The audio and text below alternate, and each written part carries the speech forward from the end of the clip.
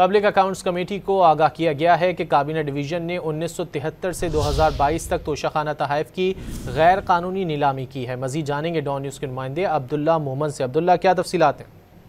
جی بالکل، public accounts committee کا نوید قمر کی زیر صدارت اجلاس ہوا، جس میں کابینہ ڈویژن نے 1973 سے 2022 تک کے توشہ خانہ تحائف کی غیر قانونی نیلامی کہا ہے۔ آڈٹ حکام نے کہا کہ یہ نیلامی جو تھی وہ غیر قانونی تھی، جس پر نوید قمر نے کہا کیا توشہ خانہ تحائف کو نیلام کرنے کے لیے کوئی طریقہ کار موجود تھا، جس پر کابینہ ڈویژن نے کہا کہ اس وقت توشہ خانہ کے کوئی رولز موجود نہیں تھے۔ نوید قمر نے کہا کہ جب رولز ہی نہیں تھے تو خلاف ورزی کیسے ہوئی، جس پر کابینہ ڈویژن نے جواب دیتے ہوئے کہا کہ سفارتی حساسیت کی وجہ سے توشہ خانہ کے تحائف کو نئی طرح نیلام نہیں کیا جاتا، لیکن سوال یہ کہ توشہ خانہ کے تحائف کے لیے رولز کیوں نہیں بنے، جس پر کابینہ ڈویژن نے کہا کہ توشہ خانہ کے سرعام نیلامی نہیں ہو سکتی، سفارتی آداب کو ملحوظ خاطر رکھنا چاہیے۔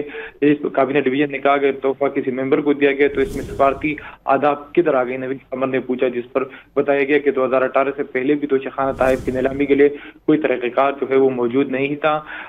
امین الحق نے کہا کہ توشہ خانہ تحائف کے لیے نیلامی کے لیے اشتہار کیوں جاری نہیں کرتے، جس پر کابینہ ڈویژن نے کہا کہ ہم نے 2 بار نیلامی کے لیے اشتہار دیے، 2 بار اشتہار دینے کے باوجود کوئی پرائیویٹ کمپنی نہیں آئی کیونکہ لوگ جو ہے وہ ڈرتے، جس پر نوید قمر نے کہا کہ کل آپ نے اس کو نیب میں ہی ڈالنا ہے اور نیب سے پکڑ کر اس کو نیب کے حوالے کرنا ہے۔ لوگ توشہ خانہ تحائف خریدتے ہوئے ہچکچاہٹ کا شکار ہوتے ہیں۔